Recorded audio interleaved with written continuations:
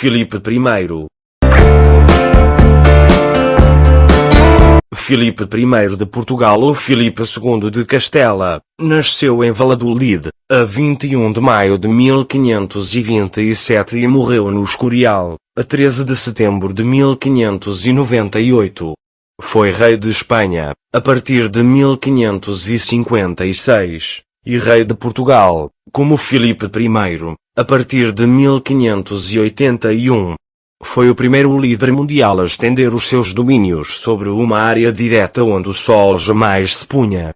Os extremos do seu império foram denominados em sua homenagem desde o extremo leste das Américas ao sudeste insular asiático, Filipinas, do Atlântico centro-ocidental ao Pacífico centro-ocidental passando por todas as longitudes do Oceano Índico.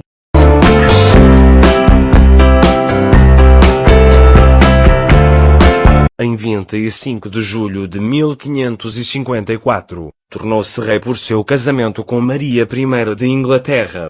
Na verdade, a função política que ele passou a exercer na Inglaterra a partir de então é algo um tanto controverso, pois, embora seja conhecido como rei consorte da Inglaterra, ele tinha os mesmos títulos e recebia as mesmas honras que sua esposa, além de os atos parlamentares constarem sempre com os nomes de ambos e as moedas serem cunhadas com as cabeças de ambos. Isso caracterizaria uma diarquia e, por conseguinte, faria dele um rei de Inglaterra, e não apenas um rei consorte, que seria tão somente marido de uma rainha.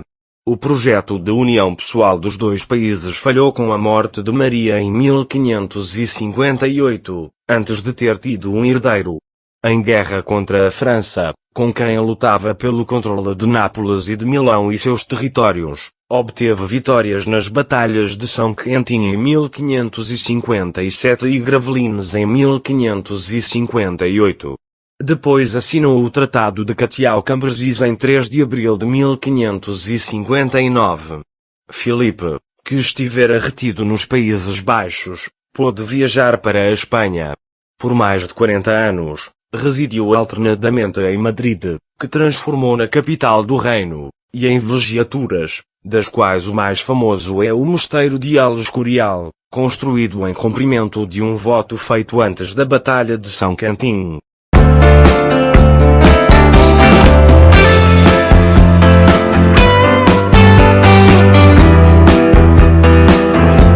Parte do processo de pacificação passou pelo seu casamento com Isabel de Valois, filha de Henrique II de França, que fora prometida a Carlos, filho do primeiro casamento com Maria Manuela.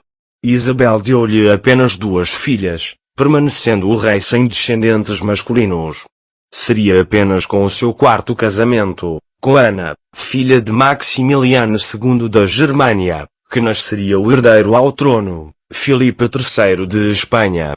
Apesar da vitória diante dos barbariscos em Malta em 1565, a hostilidade com os turcos persistia. Seu irmão bastardo, Dom João da Áustria, comandando uma frota, obteve uma grande vitória, embora não definitiva, na Batalha Naval de Lepanto em 1571. Teve primeiros ministros notáveis: o Duque de Alba, morto em Lisboa 2 anos depois da conquista, o Príncipe de Abelí, morto muito antes do rei, António Pérez, que lhe sobreviveu, o Cardeal de Granville, que depois de ter perdido o favor do rei, o recuperou e foi chamado de Nápoles para ficar como regente do reino em Madrid, enquanto o rei ia a Portugal, e Cristóvão de Moura, o último homem forte. Antes de morrer, o cardeal arquiduque Alberto, vice-rei de Portugal, fora nomeado rei de Flandres, e para o substituir em Portugal nomeou o conselho composto do arcebispo de Lisboa, dos condes de Porto Alegre, de Sabugal e de Santa Cruz, e de Miguel de Moura.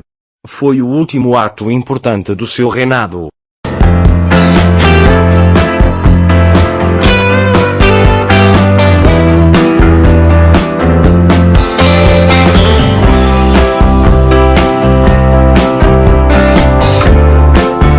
Um dos seus triunfos políticos foi obter a União Ibérica, fazendo valer seus direitos de sucessão em 1581 nas Cortes de Tomar.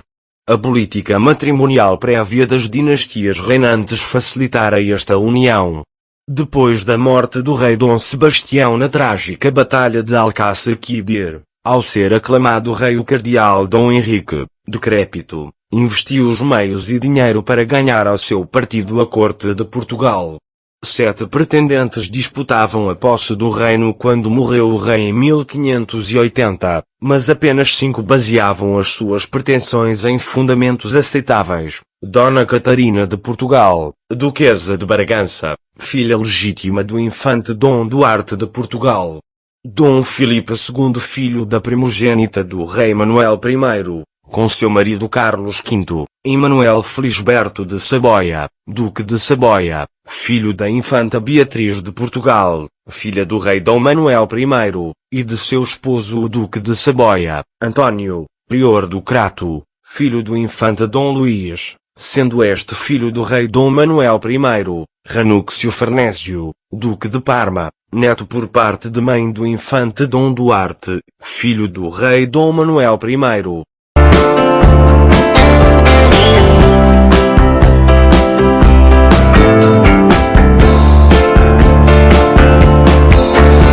O reino de Portugal ficara entregue a 5 governadores, os quais hesitavam em reconhecer Filipe como rei. Este se dispôs a conquistar Portugal pelas armas. O prior do Crato se fizera aclamar em Santarém, mas dispunha de poucas tropas. Filipe reuniu o exército, entregou-o ao Duque de Alba, confiou ao Marquês de Santa Cruz o comando da esquadra, e conservou-se próximo da fronteira de Badajoz. Alba marchou sobre Setúbal, conquistando o Alentejo, atravessou para Cascais. A esquadra do Marquês de Santa Cruz marchou sobre Lisboa, derrotou o prior do Crato na Batalha de Alcântara a 4 de agosto de 1580, perseguiu-o até à província do Minho, e preparou enfim o reino para receber a visita do seu novo soberano. Filipe, em 9 de dezembro de 1580, atravessou a fronteira, entrou em Elvas, onde se demorou 2 meses recebendo os cumprimentos dos novos súbditos. Dos primeiros que o veio saudar foi o Duque de Bragança. A 23 de fevereiro de 1581, Filipe I de Portugal saiu de Elvas, atravessou triunfante e demoradamente o país, e a 16 de março de 1581 entrou em Tomar, para onde convocara cortes. Distribuiu recompensas, ordenou suplícios e confiscos, e recebeu a notícia de que todas as colónias haviam reconhecido a sua soberania, excetuando a Ilha Terceira, onde se arvorara a bandeira do prior do Crato, ali jurado rei de Portugal a 16 de abril de 1581.